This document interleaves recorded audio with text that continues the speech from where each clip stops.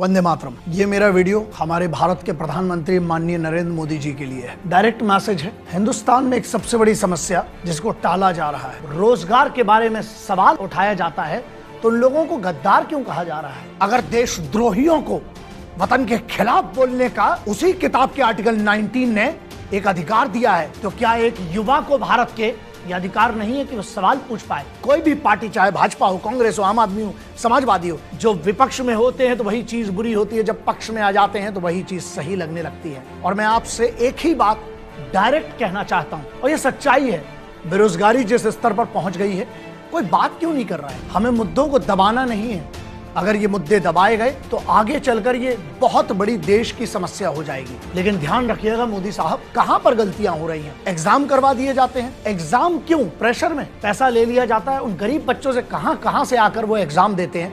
अब वो सरकारी एग्जाम अगर करवाए जाते हैं तो सबसे बड़ा मुद्दा है कि उनके रिजल्ट क्यों नहीं दिए जाते हैं।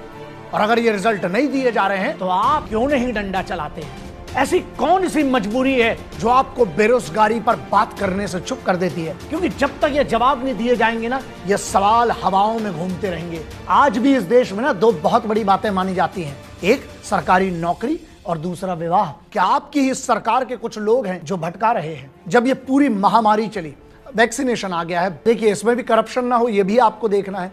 समस्याएं हैं, लेकिन मैं हमेशा सबसे कहता हूं कि ख्वाहिशें जिंदा रहना जरूरी है, वरना कल सुबह उठने का मकसद क्या होगा? सरकार जो आराम से कर सकती है, आपके लिए सिर्फ इतना सा काम है, आप अगर चाह लें, अगर पूरी सरकार चुनी हुई है, विपक्ष कुछ नहीं है आज की, सॉल्यूशन क्या है? सॉल्यूशन सीधा है, अकाउंटेबिलिटी निर्धारित करिए।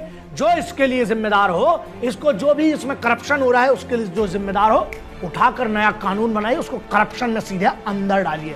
अब मेरा मैसेज उन युवाओं के लिए है, मानसिकता है इस देश में ना, वो बदलना पड़ेगी। जब तक इस देश में ये दो वाक्य जिंदा रहेंगे ना, ये देश कभी तरक्की नहीं करेगा। एक, बने रहो लुल और पेमेंट पाओ फुल, जो सरकारी लोग, कई लोग कहते हैं। और दूसरा, बने रहो पगला, काम करेगा अगला।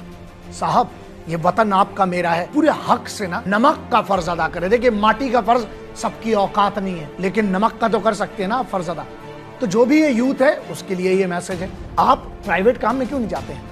लाखों करोड़ों ऐसे काम है जहां आप अपना घर चला सकते हैं। जंगल में कोई किसी को खाना बना के नहीं देता, और ये लोग नाकारे होते हैं जो कहते हैं हमें काम नहीं मिल रहा है। ऐसा है, मुझे पता है काम छूटे हैं लोगों के, लेकिन भूखा नहीं मरे हैं लोग। आपको जो काम मिले यार, छोटा बड़ा सब काम, भारत के कानून के खिलाफ नहीं है जो काम आप करिए। किसने रोका है? इस देश की अगर बात करें, दुनिया की सबसे अमीर जो लोग हैं ना, वो सब प्राइवेट लोग हैं।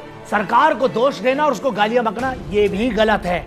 आप खुद देखिए कि आपने अपने फ्यूचर के लिए क्या किया। बहुत सीधी सी लाइन है, अगर आपको जिंदगी में कुछ ऐसा चाहिए जो तुम्हारे पास आज तक नहीं है, तो साला उठो और वो मेहनत करो जो तुमने आज तक की नहीं है।